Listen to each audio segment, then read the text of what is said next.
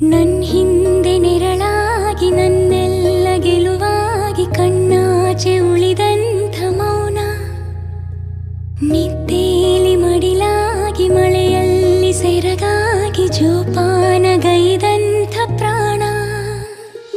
ಅಮ್ಮ ಧರಿಗಿಳಿದಿರೋ ಮೂರುತಿ, ಅಮ್ಮ ಸ್ವರ ಬಡಿತದ ಸಾರಥಿ.